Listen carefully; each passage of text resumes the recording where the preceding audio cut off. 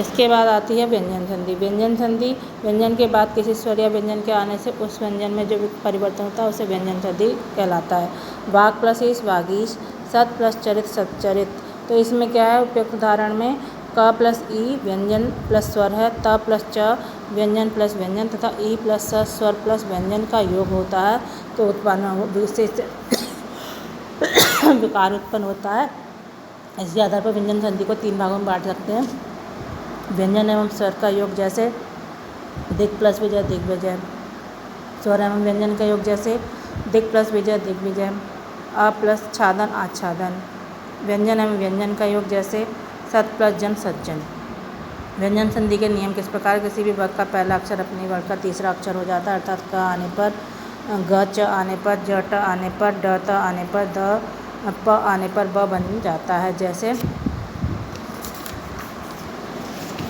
क का ग दिग्विजय, च का ज अच्यादि आजादी, ट का ड षट रिपु, त का द जगत प्लस ई जगदीश, प का ब अप प्लस ज अब्ज, का अण वाग प्लस मैं वाग में, ट का अण षट मुख। ऐसे हो गया। त का न सत प्लस मति सन्मति, प का म अप प्लस मैं अप में। त संबंधी नियम, त के बाद यदि च या छ या त का च ज का झ हो तो ज को हो जाता है। जैसे त के बाद च या छ का च तो सत प्लस चरित सच्चरित, त के बाद ज या झ का ज सत प्लस जन सज्जन, त के बाद ट या उ हो तो ट सत प्लस टीका तट्टिका, त के बाद ल होने पर त का ल तत् प्लस लीन तल्लीन, त के बाद श हो तो त का च तथा श का छ तो उत प्लस श्वास उच्छ्वास, उत प्लस शिष्ट उच्छिष्ट। त के बाद ह हो तो त का द तथा ह का ध तो उत प्लस हार उद्धार और उत प्लस हरण उद्धरण। स्वर के बाद छ का आने पर छ के पहले च आ जाता है। जैसे संधि प्लस छेद संधिच्छेद, वि प्लस छेद विच्छेद और परि प्लस छेद परिच्छेद। फिर म संबंध नियम, यदि म के बाद क में से म तथा कोई व्यंजन हो तो म का उसी वर्ग का 5वां अक्षर या अनुस्वार हो जाता है।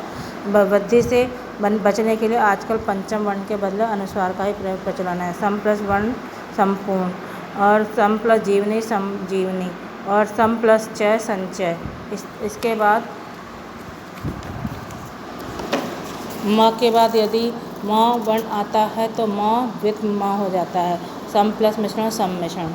इसके बाद म के बाद य र ल व श श स ह में कोई भी व्यंजन होने पर म का अनुस्वार हो जाता है। जैसे समवयंवर स्वयंवर और सम प्लस लगन संलग्न। इसके बाद आता है न का अणा होना तो न र ऋ सी र श के बाद आने पर न का अणा हो जाता है, परंतु च वक ट वक त वक श और स पर न का अणा है।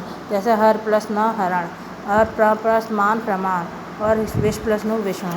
इसके बाद विसर्ग संधि, यदि किसी शब्द में स से पूर्व का आ को छोड़कर कोई और स्वर आ जाए तो स के स्थान पर श हो जाता है। जैसे सु प्लस सुप्त सुषुप्त और वि प्लस सम विषम। इसके बाद आता है विसर्ग संधि। विसर्ग के बाद स्वर या व्यंजन के आने से विसर्ग के स्थान पर जो विकार होता है उसे हम स्वर विसर्ग संधि कहते हैं। नि प्लस ते निश्चय, धु प्लस चक्र दुष्चक्र। तो विसर्ग से पूर्व यदि अ हो और बाद में अ या फिर किसी वर्ग का तीसरा चौथा 5वां वर्ण हो तो य र ल हो तो विसर्ग का ओ हो जाता है। जैसे मना प्लस अनुकूल मनोकुल। यदि विसर्ग से पहले अ और आ से अलग कोई स्वर हो और विसर्ग का मेल किसी स्वर के तीसरे 5वें वर्ण या र ल व हो तो उसे विसर्ग र में परिवर्तित हो जाता है। नि प्लस अर्थक निरर्थक, नि प्लस आशा निराशा, नि प्लस उत्तर निरुत्तर। यदि विसर्ग से पहले कोई स्वर हो या उसका तिमेल या च छ स से हो तो वो विसर्ग नि प्लस चिंत निश्चिंत हो जाता है। धु प्लस चरित दुश्चरित्र हो जाता है। यदि विसर्ग के बाद त या स हो तो विसर्ग का स हो जाता है। जैसे मना प्लस ताप मनस्ताप, धु प्लस तर दुष्तर, नि प्लस सार निस्सार। यदि विसर्ग से पूर्व ई या उ हो और विसर्ग के बाद क ख ट ट में से कोई वर्ण हो तो विसर्ग का श हो जाता है। जैसे नि प्लस कृति निष्कृति, नि प्लस कपट निष्कपट, नि प्लस ठुर निष्ठुर। और इसके बाद यदि क प फ से पूर्व विसर्ग आते हैं तो ज्यों के त्यों रहते हैं। जैसे अंत प्लस करण अंतःकरण, प्रातः प्लस काल प्रातःकाल। विसर्ग के आगे र हो तो विसर्ग का लोप हो जाता है और उससे पूर्व का स्वर उससे पूर्व का स्वर दीर्घ हो जाता है, जैसे नी प्लस रोग नीरोग और नी प्लस रव नीरव। फिर यदि अ के बाद विसर्ग हो और उसके बाद अ से भिन्न स्वर हो तो विसर्ग का लोप हो जाता है, जैसे आए हुए स्वरों को संधि में नहीं होती, ऐसे जैसे यश प्लस स्वी यशस्वी, मना प्लस स्वी मनस्वी। तो पाठ समाप्त होता है। आशा करते हैं आपके समझ में